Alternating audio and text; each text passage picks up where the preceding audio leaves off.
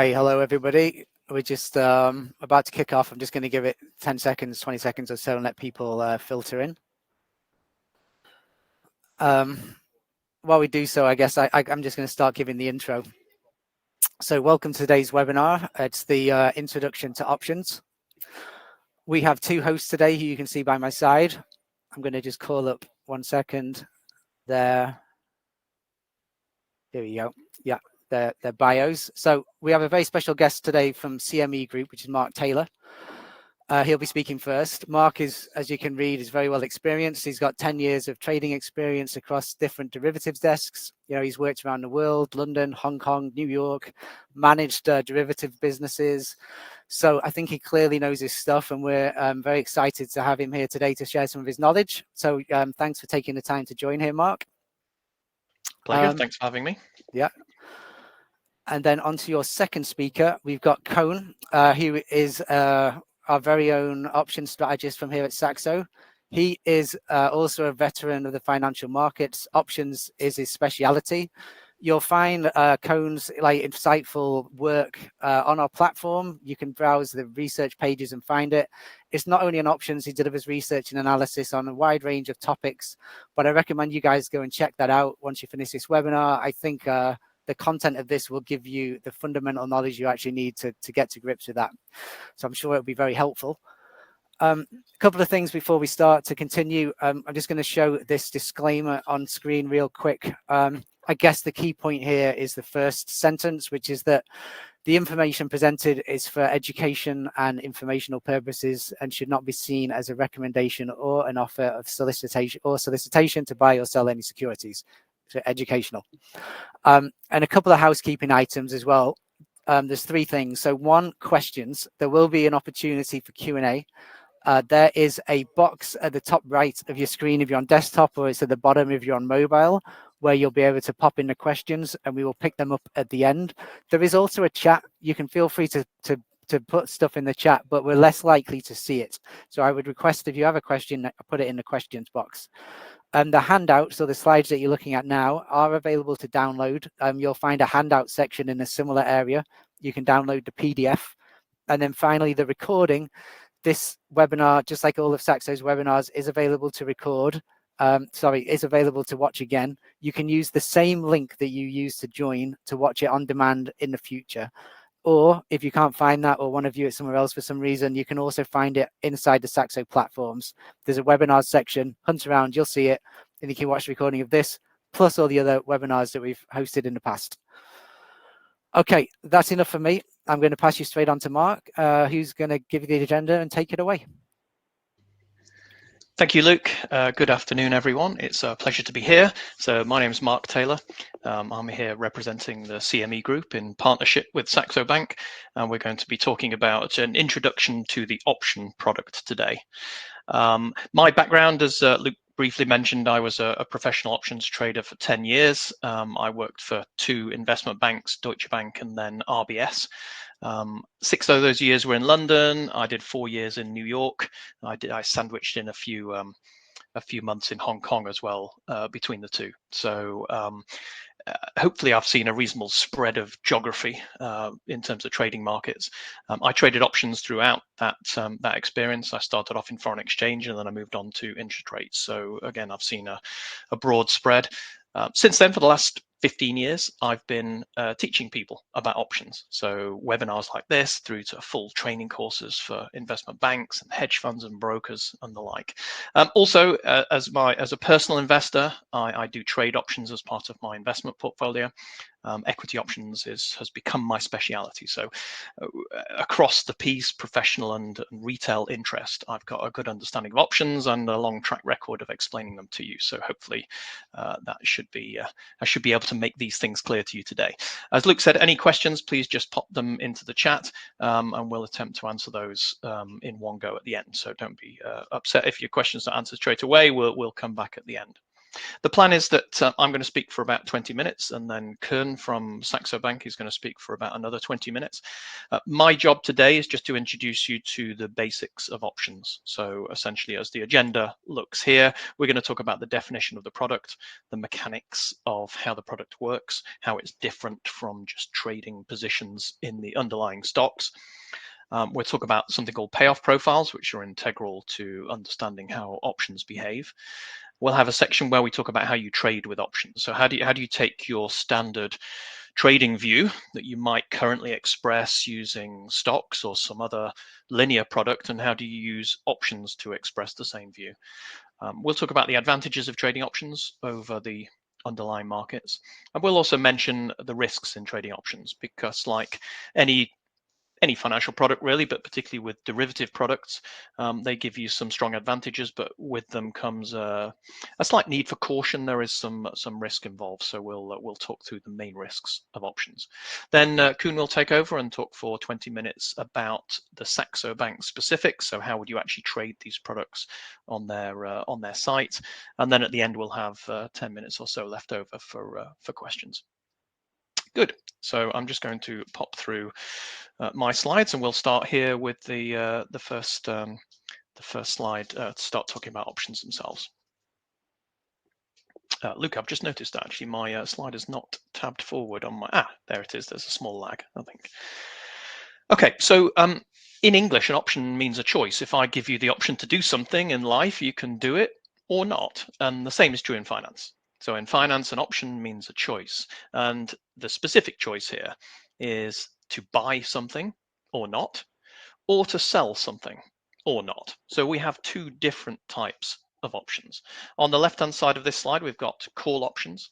A call option will give you the right to buy something, let's say a stock or an ounce of gold, or the S&P 500, which is the example actually we're going to be using throughout this webinar.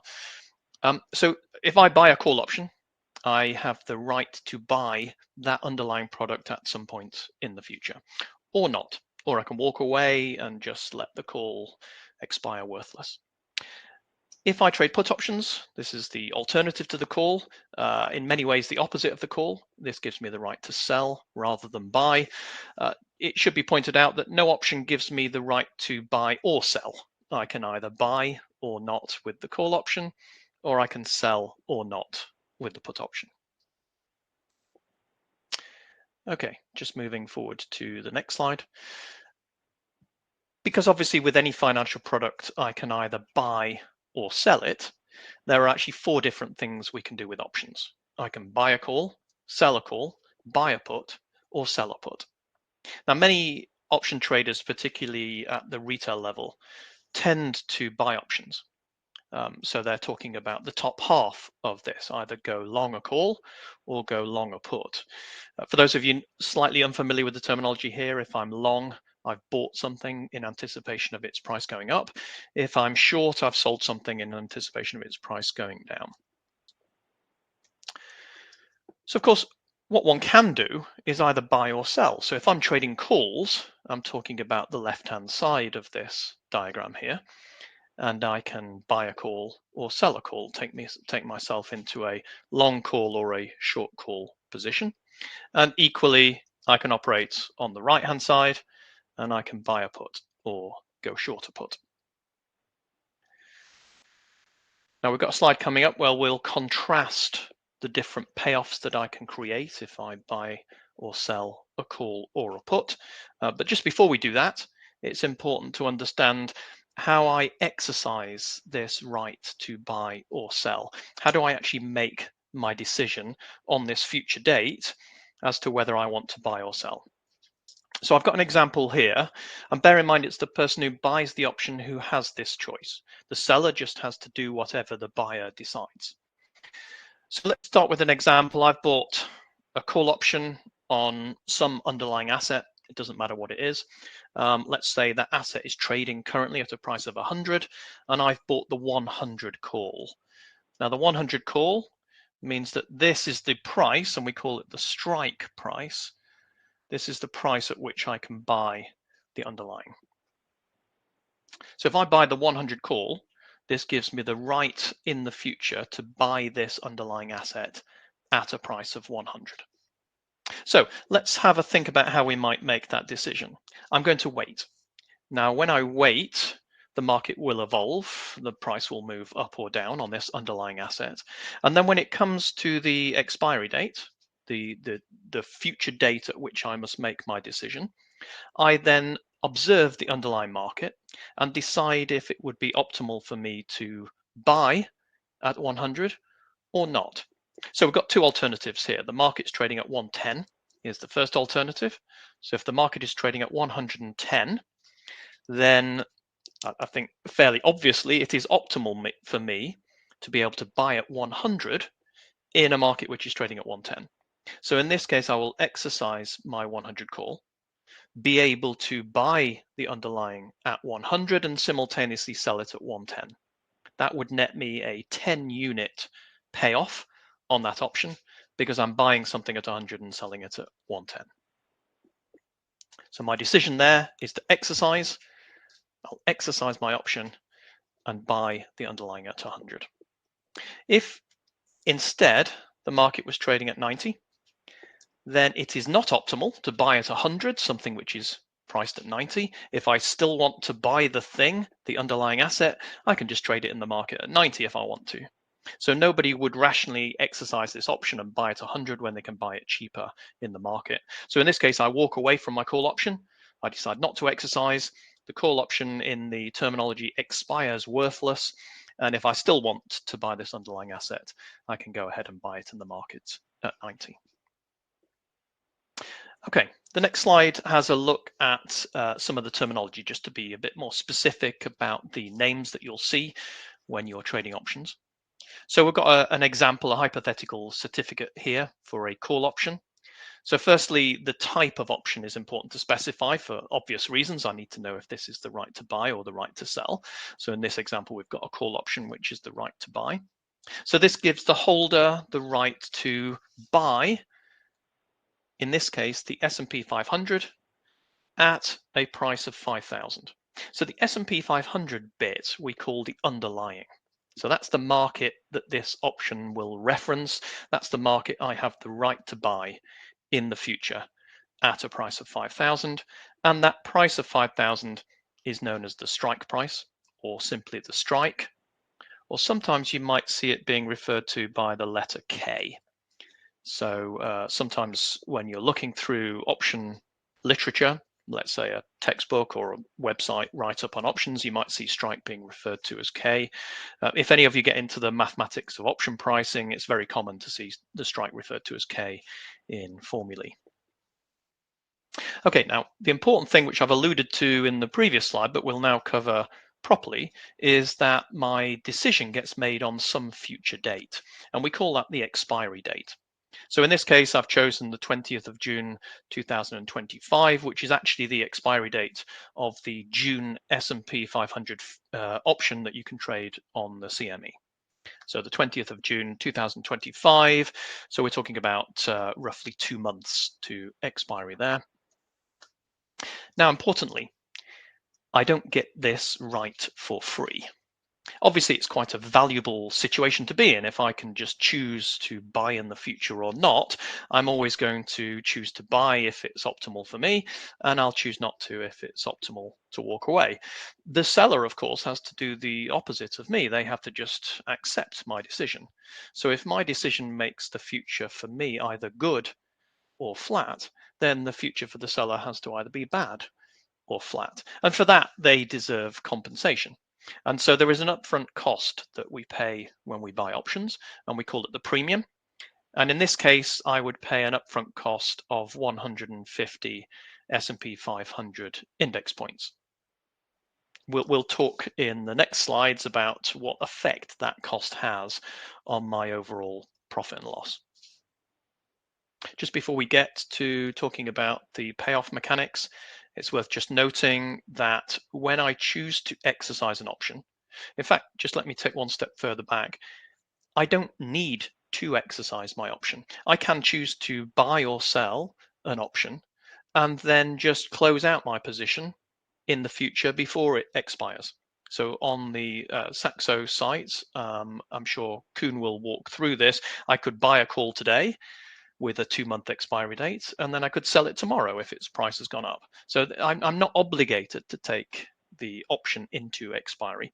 But if I do, then I have to make my decision to exercise or not. And there are a variety of different option settlement types in the world of options. And you'll come across a few of these as you look at different option products on different trading venues. Probably the easiest to understand is the physical settlement. So I could either exercise into a physical position in the underlying, let's say an ounce of gold or a single stock of Apple shares. The alternative physical is that I could exercise into a futures contract position, and many options on equity indices, for example, the S&P 500 option exercises into a futures contract. Or possibly the simplest of all versions is I could just take cash settlement. If I have the right to buy at 100 and the market's currently trading at 110, then rather than buy at 100 and sell at 110, I could just take that 10 units of profit. And that would be a cash settlement. The seller would just pay 10 units of profit to the buyer. These details matter when it comes to actual exercise, but in terms of the economics of the trade, we can assume that that this is largely irrelevant, and we're just here to talk about the basics of options. So for the moment, we're not going to get too tied up in settlement types. Just know that when you actually trade options, you'll need to consider exactly what happens on expiry. Okay, so we're just going to take a slightly deeper dive then into the terminology, and we'll talk about payoff profiles. So if you hear or read anything about options, generally people will start explaining these things with a payoff diagram. These are called hockey stick diagrams as well. That's just their nickname, and hopefully you can see why. The shape of this call option looks a little bit like the stick that you might use to play ice hockey or field hockey or something. So a hockey stick diagram is showing me what payoff this call option will produce on expiry. And so what you can see here is we've got a 5,000 call on the S&P 500. And so if I just have a look down at the x-axis down here, my payoff line kinks at the price of 5,000, because that is equal to the strike price. That is the point at which, if I'm above, I exercise, but if I'm below, I just walk away. So I've drawn on here an example of buying a 5,000 call and then seeing that at expiry, the index is trading at 5,600 and calculating the payoff that would produce. So if the index does finish at 5,600, then that would indicate a payoff of plus 600 points.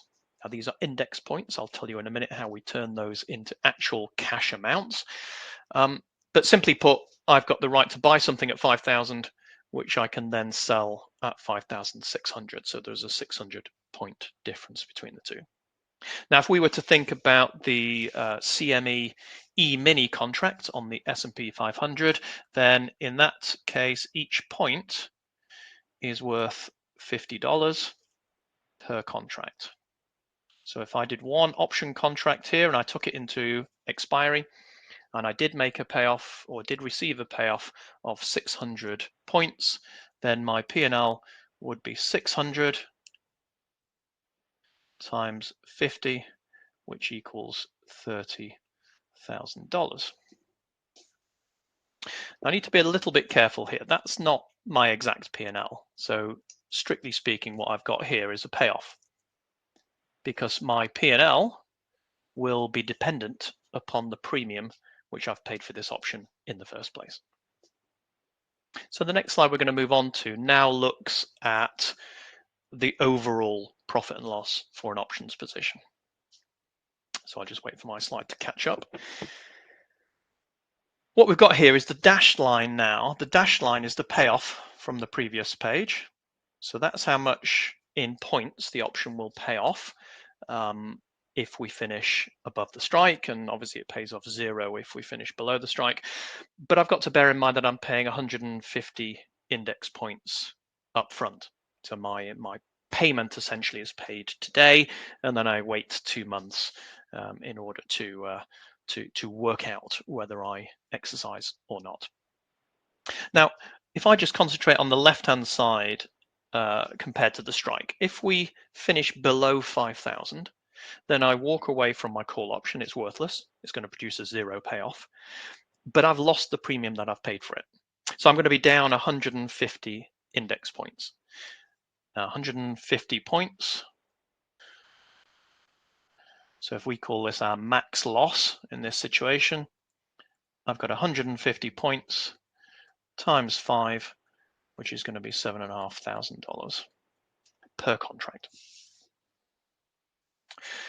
The reassuring thing about options, in many people's view, is that that is my maximum loss and it can never get worse than that. So this situation where the most I can lose is my premium gives me a known, and in some cases small, finite downside.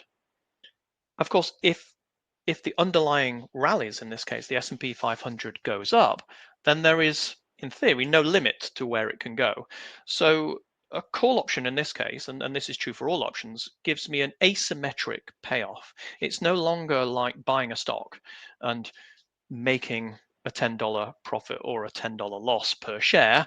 I know my maximum loss is limited to the premium, but my maximum profit is, in theory, unlimited. In practice, it could grow to quite a large number.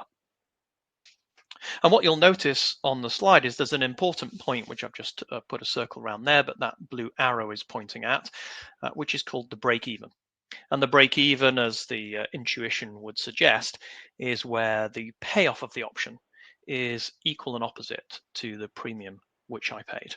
And so in this case, roughly speaking, I'm going to be needing the S&P 500 to go up above 5,150 in order to break even. Oops, Eric, I've just noticed your correction on the chat, and the reason is I've dropped a 0 off on my calculation. So actually, it's 150 times 50. And so just to clarify, when I trade one contract of the CME E-mini future on the S&P, it is $50 per point, so $50 per contract. Thank you for that, Eric.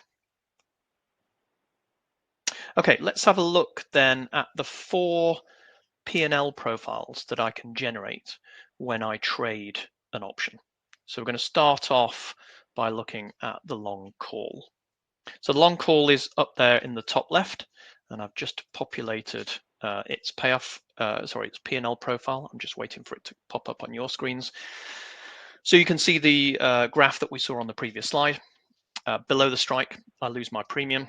Above the strike, I can trend upwards through the break even, and then I'm into a pure P&L position if I finish to the right hand side of the break even.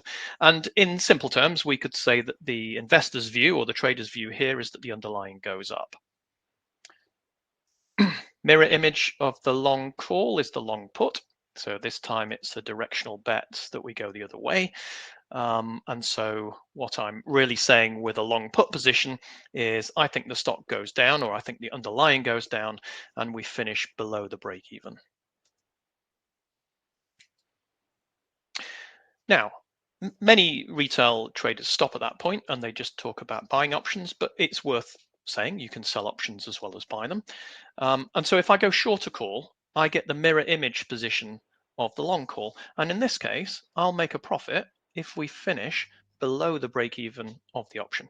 And so my view here is slightly more subtle. It's not that the underlying necessarily goes up or down, it's that the underlying does not go up. So I'll get paid my premium if the underlying goes down or if it stays still.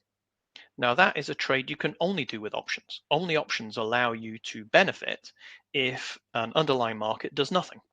You can't do that by trading stocks or futures contracts or any other linear product.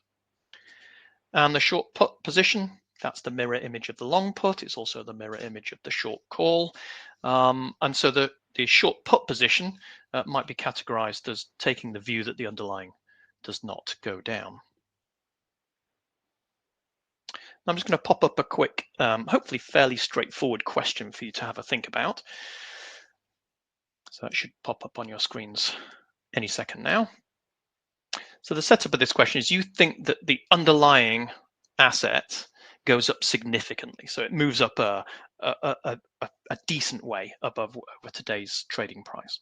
Which of the following trades makes the most sense? Do you want to buy a call, buy a put, sell a call, or sell a put? So I'll just let you have A, B, C, or D in your head, and I'll go through the answer to this in about 20 seconds. And then we're going to slightly change the question and see if the answer changes. So I'll just go quiet for 15, 20 seconds, and then I'll circle my answer.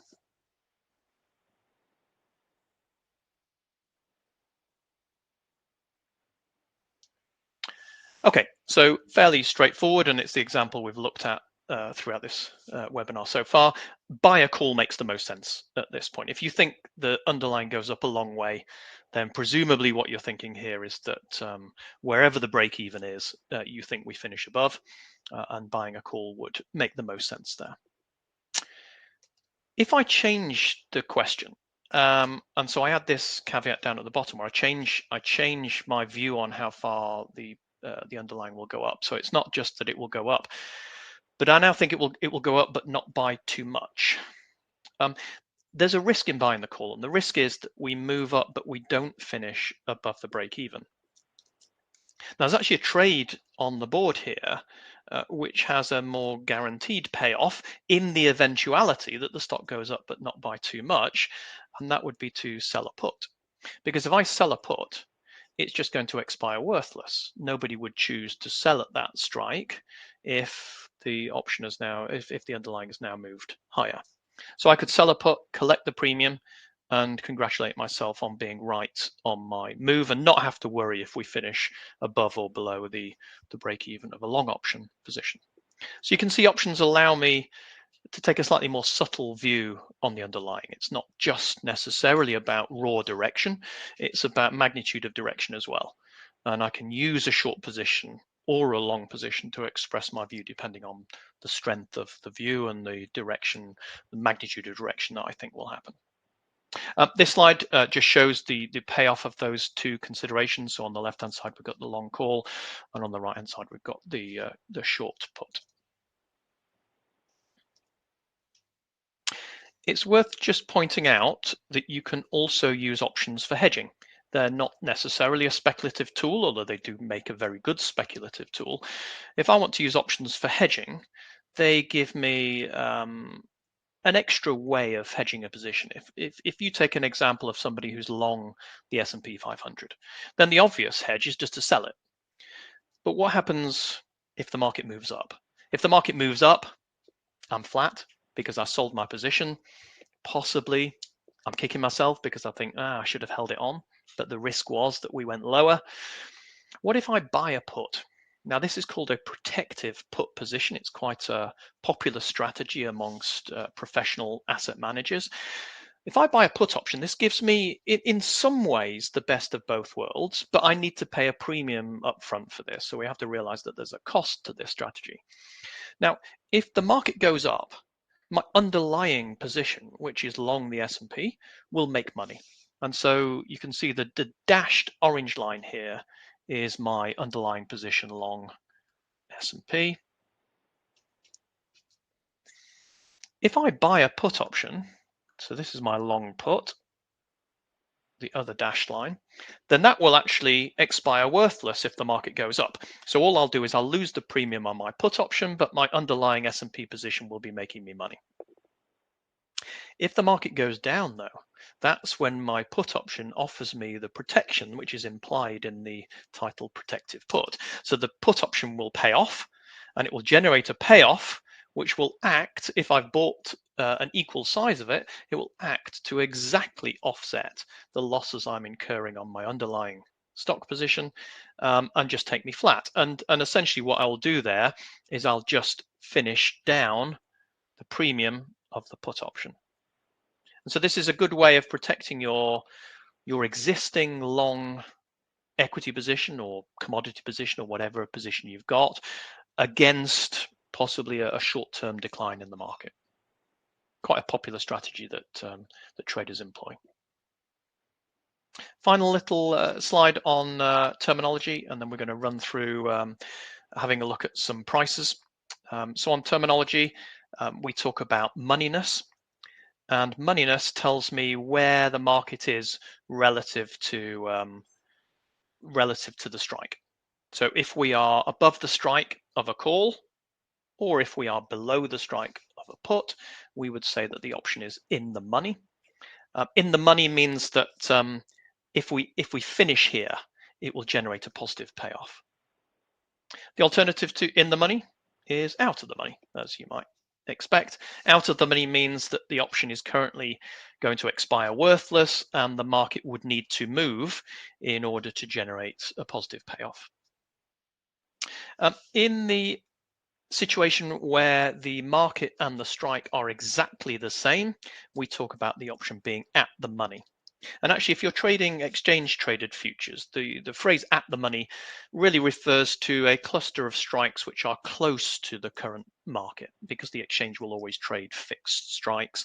None of them will be perfectly trading where the S&P is now, but the ones that are nearest to where it's trading now will be called the at the money strikes.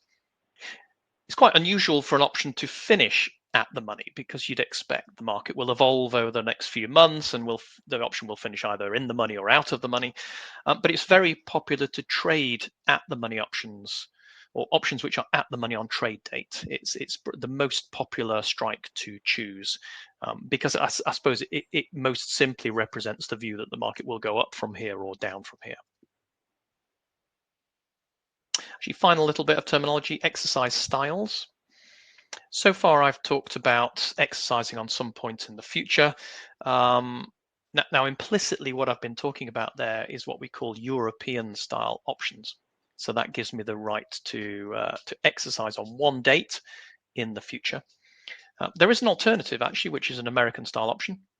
And an American style option has a different right that it confers on the buyer, and the buyer of an American style option can choose to exercise at any point between now and the expiry date. So every nanosecond between now and expiry date. Now that's a slight exaggeration. Generally speaking, you need the market to be open to inform it that you want to exercise, but it gives you many different exercise points and not just one at the end. There's a question I just want you to maybe take away and consider, which is, which one of these do you think is the most valuable? Without wishing to spoil it too much, the answer to this is it depends. The American style, though, is never cheaper than the European. It is often more expensive, but it is sometimes the same. And there are more in-depth webinars that are going to follow this webinar. So you'll talk about combinations of options, option risk, option pricing. It's to do with the mathematical pricing of an option, as to whether the American style is worth more than European. So for this beginner level webinar, we'll say no more than that, but just bear in mind that it's not quite as straightforward as you might think as to which is the more valuable, except American styles can never be worth less than Europeans.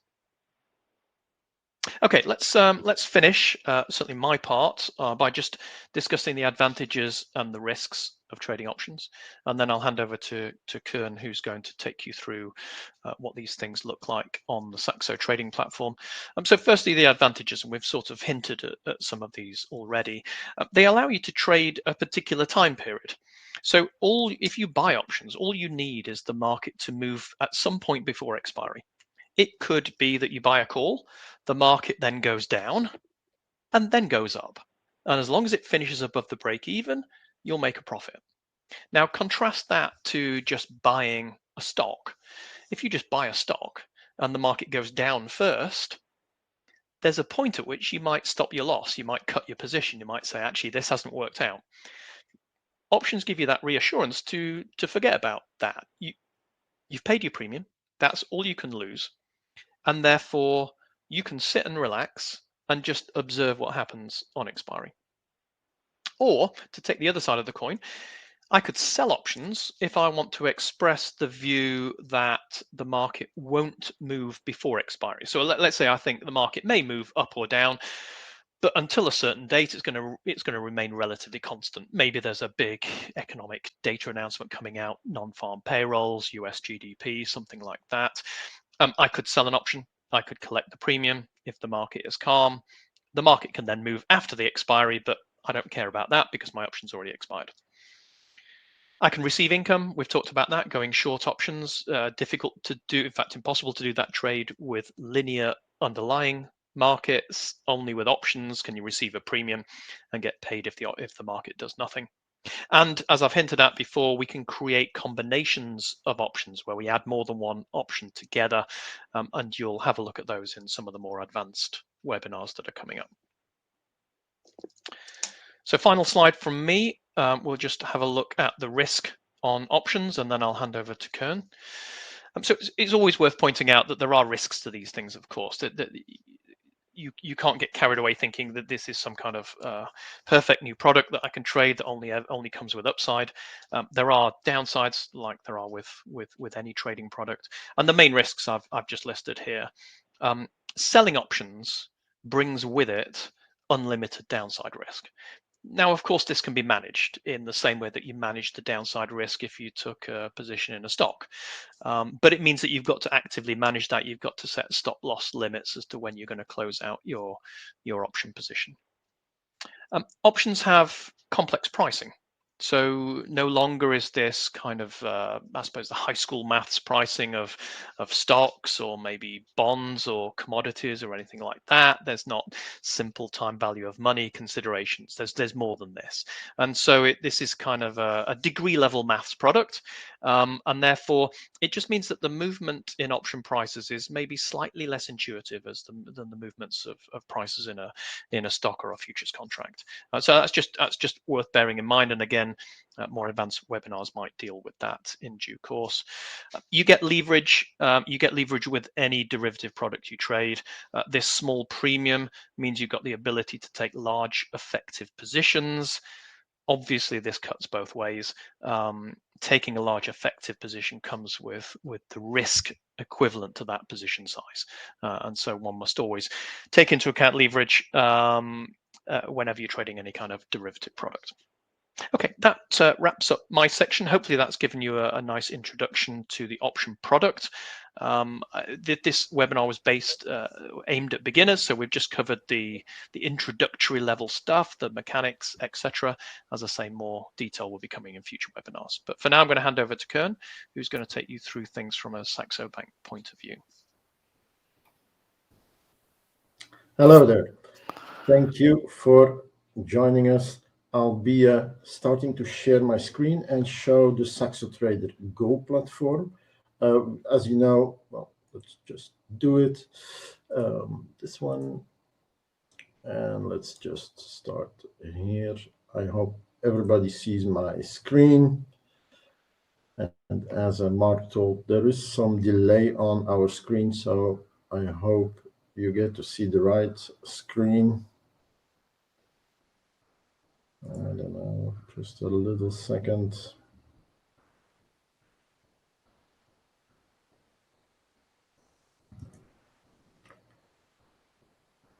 Okay, you see it. But there is quite some delay, actually.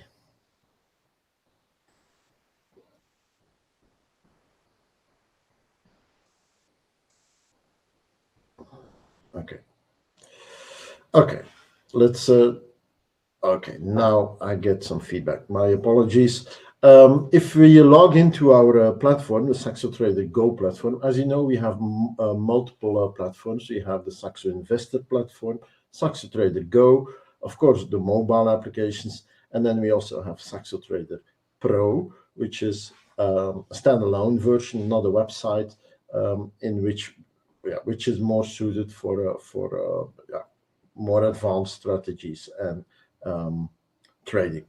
If we go to SaxoTraderGO and you go to the research part, we have 3 tabs at the top. If you go to research, you arrive in the inspiration tab. You can go to some options content from mainly from me. If it's about options, I'm rightmost content over here. You can look over here, and then if you scroll down, we also have a learn about options part, which is definitely worth checking out. Under the education tab itself, you also have some more options content to learn.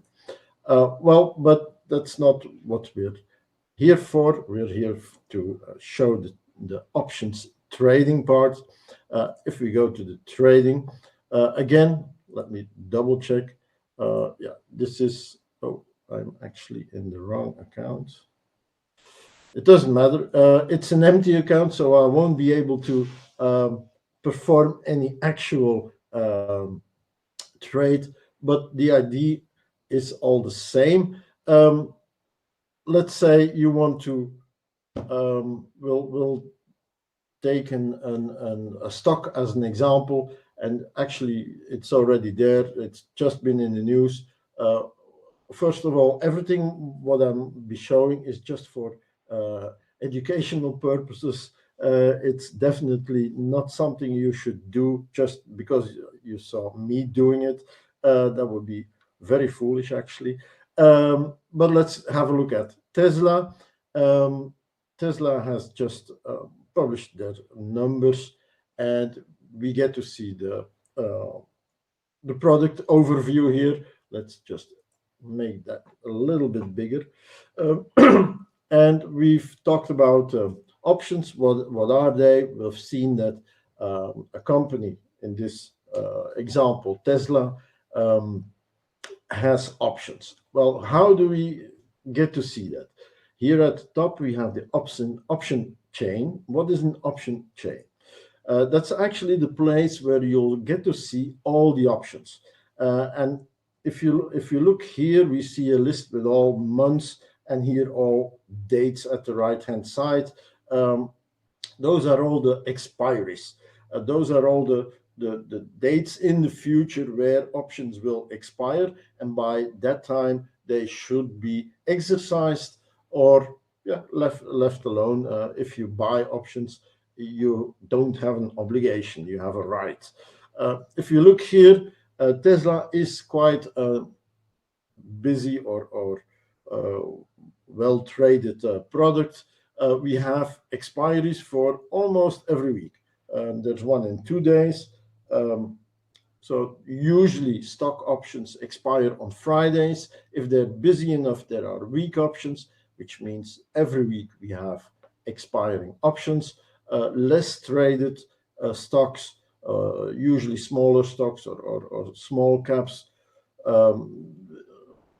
don't always have week options, and they have, in that case, only month options where they have one expiry date per month. Let's just have a look here. We see all the expiry dates. Let's just go and have a look. Just a random example, next week. We could go to this week on Friday, that's in 2 days, but just let's go to next week. The last traded price, you can see here 255, and the at the money, since we're in pre-market trading, this differs quite a bit with the at the money options we see here. You can see the at the money options by that dashed line here. So yesterday, the price at the close must have been around 237 or 240. This is, of course, pre-market trading, as you can see, and the stock is going up quite a bit, plus 7% in pre-market trading.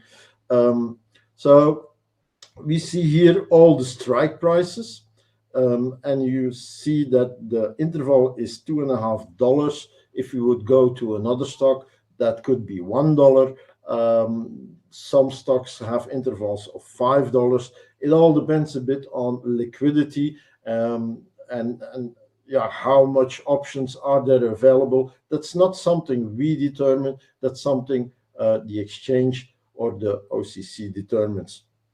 So that's the strike price.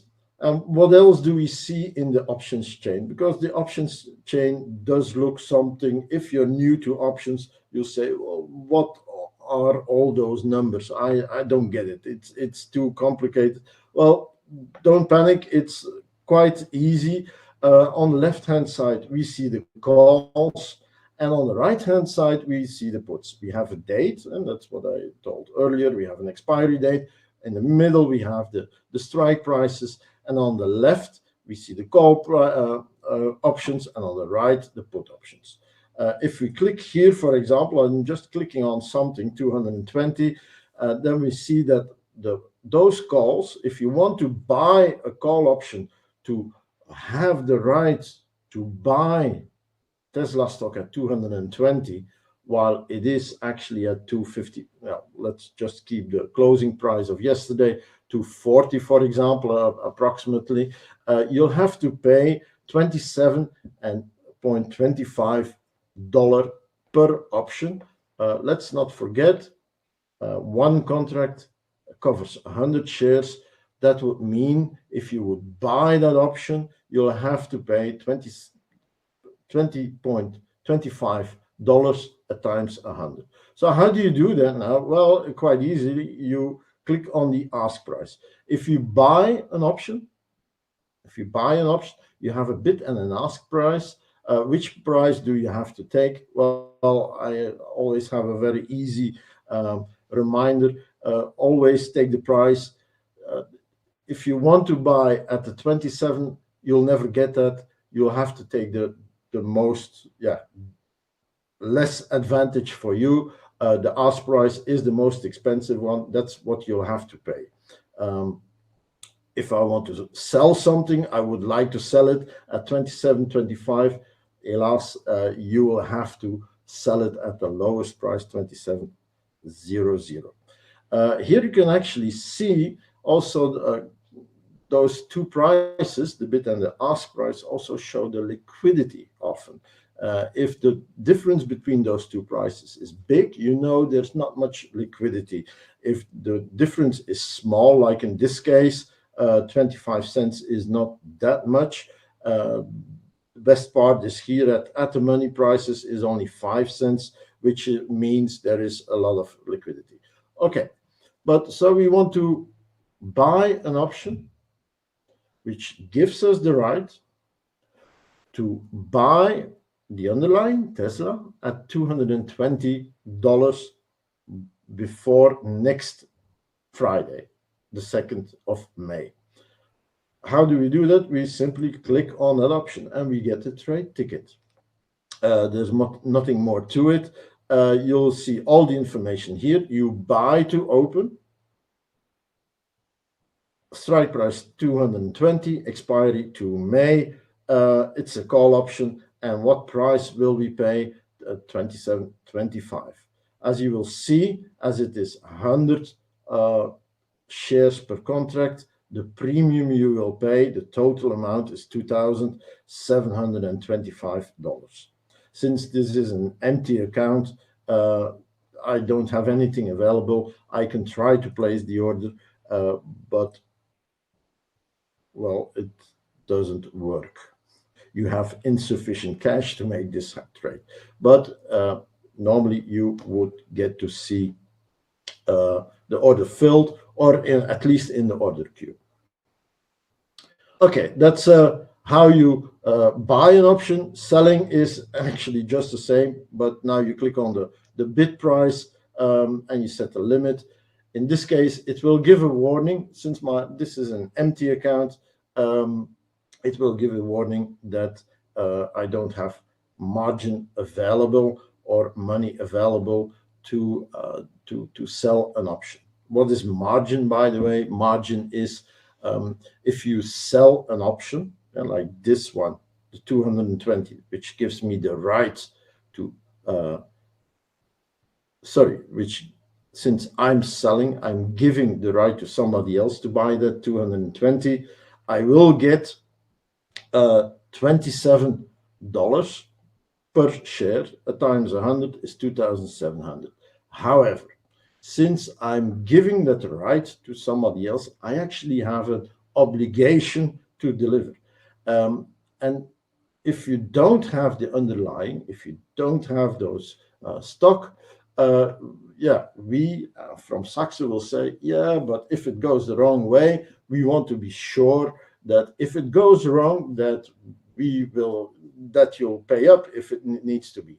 And that's margin. That's the margin needed. In this case, there's a requirement of 4,100 euros for this contract. And since it's an empty account, that's the reason why I get a margin utilization warning. But again, same story where we have here in the previous example, buying was buy to open. If you click here, you can sell to open, and then you can set the price. I saw a question arising, by the way, that how do you get the mid price? Well, that you sometimes have to chase the price. There is unfortunately not a real good solution for that. And that happens mainly if you have options strategies where you have multiple legs, where you have multiple orders combined. Then you can set a mid price, and usually you have to wait a bit to get that mid price, because the market makers, they have to see if it's worth to fulfill that order, and sometimes that takes a bit of time. Okay, what else has to be said? Well, we had a look at options from 9 days away. If we quickly look at, for example, the June options, you will see that the 220, well, now let's just go back. 9 days, 220 costs 27.25.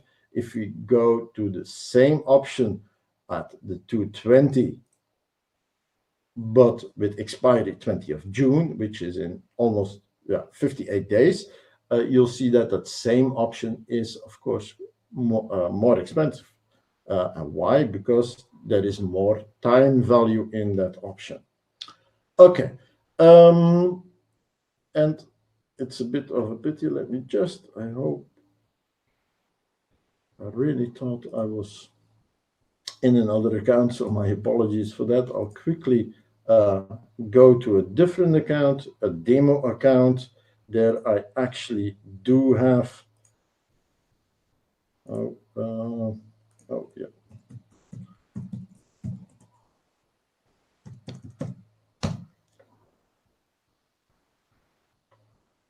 because what the next thing I'd like to show is, as you can see, this is an account with some money, almost 3 million. I wish it was real money. But in this account, I have, for example, some of the Mag 7 stocks, Alphabet, Microsoft, Nike. And as you can see, for the demo purposes, I made sure I had 100 shares, of at least 100 shares. And why do I want to show this? And I do have to take note of the time, because time is running out quite fast. I did want to show a covered call. What is a covered call? Well, as Mark explained, we have 4 possible orders. You can buy a call, you can sell a call, you can buy a put, you can sell a put. Well, why would you want to sell a call? Imagine you have, for example, 100 Microsoft stock in your portfolio, and you're still bullish on Microsoft, and you say, yeah, but I want to improve my yields, but I want to make some extra money. I want to, preferably, it would be fantastic if I could get some monthly income from my 100 Microsoft shares. How can I do that? Well, the solution to that is selling covered calls. And what are covered calls? Well, we saw what it is to sell a call. If you have, however, the underlying stock, you have 100 shares, that call is covered. Why is it covered? Remember, if you sell a call, you give somebody else the right to buy stock at a certain price. If you don't have that stock and that person exercises his right to buy that stock, you'll have to buy that. And you'll have to buy that stock because you promised him, you gave him a right to buy those stock. If you don't have those stock, at the moment he says, yeah, I want my stock, you'll be obliged to buy that stock. In this case, when you don't have the underlying stock, we say this is a naked call. It's not covered. If it is covered, it means you have the underlying stock. So for selling that call, giving that right to somebody else, you get a premium. Now, if you choose your expiry, for example, I'm just saying something, 30 days from now, every month, you could sell every month an option on your shares you have, which would give monthly income. That's in theory, of course. Sometimes it doesn't work, or you have only every 2 weeks, or the amount that you get or is not good enough. So in an ideal situation, you could sell every month an option, and that would yield you an extra income on your existing shares. So how would you do that? Well, here in the options chain, we'll go enlarge it again. We have the Microsoft, and we would, for example, let's just have a look at those 30 days, which I was talking about. The price is at 366. As this is a demo account, there isn't any pre-market trading, so bear in mind with everything you see here is demo, is delayed, is maybe even not accurate. It's about the idea. Let's say it's a 366, and you say in 1 month, I want to, and that's just one way of how you could look at it. You could say, I want 1% extra, 1% on my capital. That would mean that for each share that I have, $366 per share, I want 1%, that's 3.6. You could go and look for an option which gives you at least $3.66. In this case, that would be the 395 strike, which is approximately $30 above the current price. So in this case, you would click on it and sell it on the bid price. You would say, okay, I'll sell one contract because I only have 100 shares with expiry 30 days from now. I'll sell a call and I'll receive $4.20 per share at times 100 is, as you can see here, the premium which I'll receive, $420. And if you look closely here, in the initial margin impact is $0 because I have the underlying stock. You don't need any margin because you have the underlying stock. And this you will receive immediately, and whatever happens, if the stock goes up or down, you get to keep that $420 US.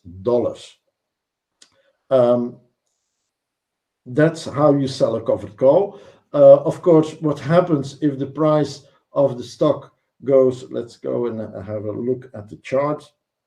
Actually, it's not on the 23rd of May, which I just showed, but imagine it goes through your strike price, then you will be obligated to sell your stock. And maybe you don't want that, but at that moment there are techniques to avoid that. You can buy the option back and sell it at a further date and maybe at a higher strike. What is also a very popular technique is you let it be assigned, so you sell your shares and then you start selling an in-the-money put, which will be assigned and you'll get your stock back, and receive some more premium. But there we already get in a further stage of using options. I'll keep it at that because time flies by and we most likely have some more questions to answer. I'll have a look because up till now I didn't see those. Okay. Luke, can I just jump in at this point? Yeah, I just want to point out a couple of things. Firstly, I just need to say on the payoff diagrams that I showed, I didn't include any commissions in that. So in terms of your full P&L, you need to bear in mind any commission that you might get charged by a trading platform. Secondly, I just want to point out that there's an interesting question, Koen, I think you might be best.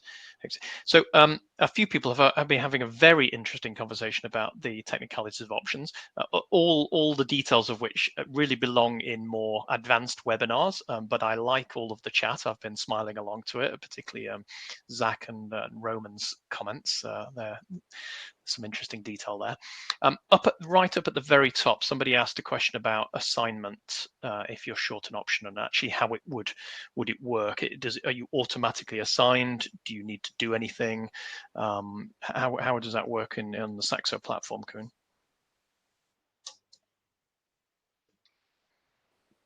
Well, getting assigned is very important if you work with index options. One of the types of options you have, those are European style options. You can't be assigned. That's one of the why I love index options or European style options is all those options are cash settled, so you can be assigned. Everything happens at expiration, and since it's cash settled, you don't have the issue of being assigned. If you work with stock options, which are usually American style options, you do have assignment risk. And when do you have assignment risk is actually the close assign. Of course, that only happens if your option is in the money. Well, if you don't have any time value left, time value or extrinsic value, if that becomes signed, when is time value running out? Usually, the closer you get by expiration, the risk becomes very, very real.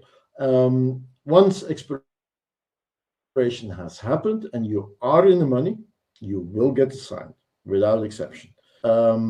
If you bought an option and you are in the money, your option won't be assigned but will be exercised.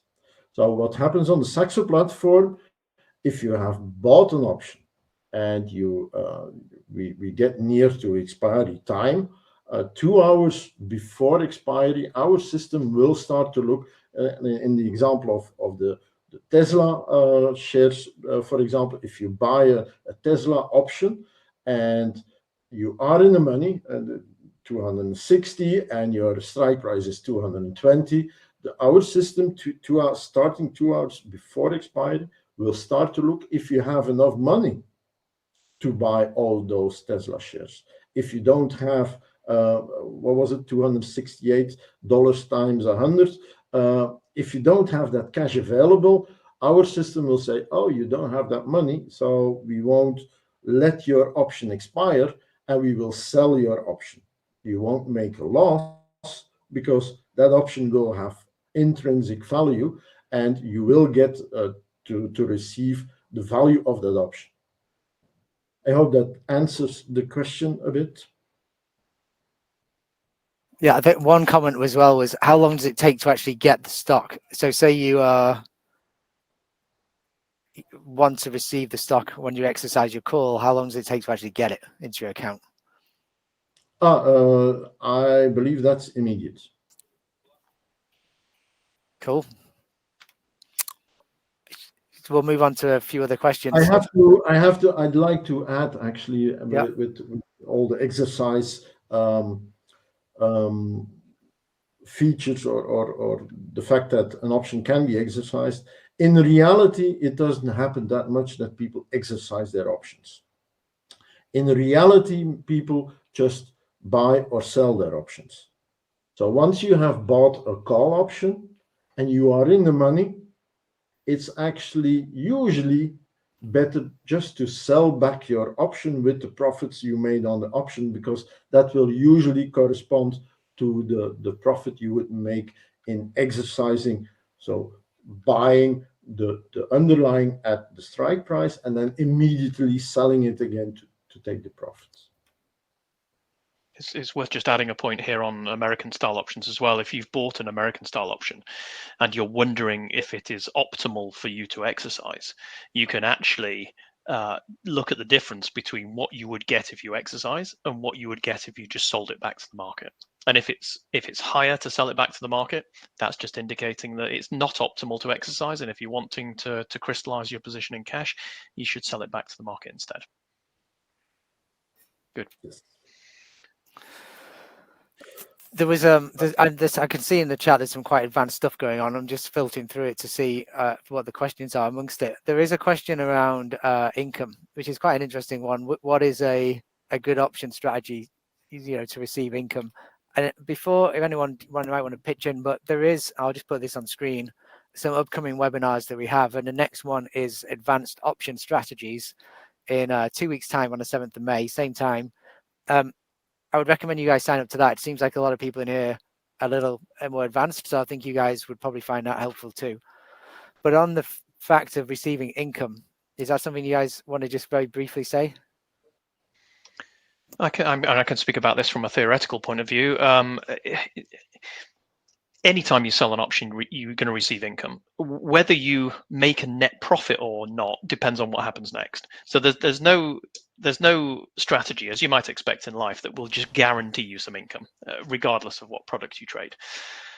When people are looking at income generative strategies, what they're either going to be trading is single options and taking the view that the market doesn't move or moves in the opposite direction. So, for example, selling a put when you think the market goes higher or stays still. But often people talk about strategies which actually Zach has been mentioning on the chat, things like condors.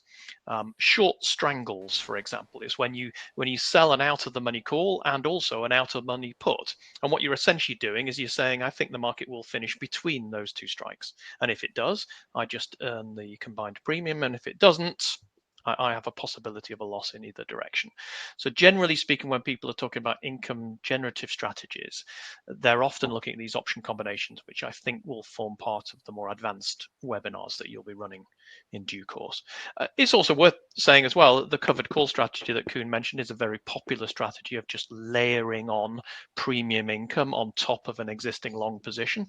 And in cases where you get calm markets that are not moving too much, that can actually give you a net position which is better than if you were just long the stock. But if you end up in volatile markets, it could not pay off to do the covered call. So all of these things come with risk, but generally speaking, selling options will generate income, but you need to be conscious of the risks involved as well. Makes sense. There's a question on stop losses, which is I guess a technical Saxo question that Koen might want to address. Can we put a conditional stop loss? Yes. No, actually, I'm not the right person to ask, because that's something I never use myself. But indeed, you can say what I often do is and that's, I believe it's been mentioned by Zach earlier in the chat. What I often do is you sell, for example, a position, and then you the moment you the order is filled and you have the option in your positions list, you can set a buyback order, a closing order at, for example, 50% of the premium you received. On the other side, you could also say, if it goes the wrong way, that I'll buy back at a loss. And then you can say that you don't want to pay more than, for example, just an example, if you received a $1 that you don't want the price to go higher than $2, and if it does, you buy it back with that loss. Then, of course, I see the last added question: the maximum loss, is it visible in the order window? Well, for that, actually, you won't see it in the order ticket. But you can see it, and that's something I didn't show. You can see it in a strategies window where you have the payout and payoff diagram, the P&L diagram, which shows the maximum loss per position or actually per strategy. And there's another kind of technical question there about what if you assign shares but don't have enough cash? Do you know what Saxo does about that? You're selling shares, but you don't have enough cash. You are assigned the shares, so you're buying the shares, I guess, but you don't have enough cash. You have the right to buy the shares, but then the time comes, you can't buy them because you don't have the money. Well, usually that won't happen because our margin system will stop you out. The margin will stop you out. Yeah. Okay. Well, you'll get a call from the risk department and say, yeah, what they name a margin call. Yeah, you don't have enough margin to cover your loss if it goes wrong, or you put in some money, or you close the positions. Usually at a loss. Okay. There's a question about 0 DTE or 0 days to expiry options. There's a couple of mentions of it in the chat. Where would someone find those? Well, if you want the 0 DTEs, usually they're speaking about the 0 day to expiry options on the S&P 500. Well, we have the SPX ticker for the monthly options on the S&P 500. The SPXW are the weekly options. And under the weekly options, you'll really see all the day options. And every day is listed under those expiries. So XPXW. Cool. And for the Nasdaq, it is the NDXP. Yeah, you have to know it. But I believe if you go to the NDX or the SPX, you have a drop down on the right, which gives you the option to go to the weekly options. If we are talking about the AEX daily options, the Dutch index options, which are enormously popular in the Netherlands and in Belgium, there it's a bit more complicated because there you also have daily options, 0 DTEs, which are traded a lot. But yeah, best do a search on our site for AEX expiries because they have a very particular nomenclature. So, for example, today's daily options where the 23rd would be A23. But then the Friday is different again. So yeah, it's a bit complicated. Okay. I see Thomas is asking a bunch of questions. It seems like he's more of a technical problem about multiple legs. How do you turn it off? Is that something you know how to answer? I know we have a help section where you could search. I'm not sure whether that would answer the question or the chat, but maybe you would know. No, actually, I don't think you can turn that off. However, if you are in a strategy window, you have a small X next to each leg, and you can simply remove that leg from the strategy. Sounds and good. If you don't want any legs, just use the options chain and then click on the big bid or the ask. Then you have an order ticket for one leg only. Okay. So give that a try, Thomas. Hopefully it will work. If not, just reach out using the chat or to our help desk. I know someone will do their best to help you out on that. I think that's it for the questions. I know we've run over time anyway, quite significantly, but thank you very much, Mark, for joining us today. I thought that was really interesting, very insightful, and thanks, Cone, for doing the demo. And I hope everyone online got to learn what they came for. And like we said before, you can download the slides, right in front of you within this room. You can watch the recording. Just use the same link you watched to join in your own time. I hope you found it useful. Do feel free to sign up to our more advanced session in a couple of weeks. And, we'll take this one stage further. Thank you. Thanks again. Thank you, everyone. Thanks all.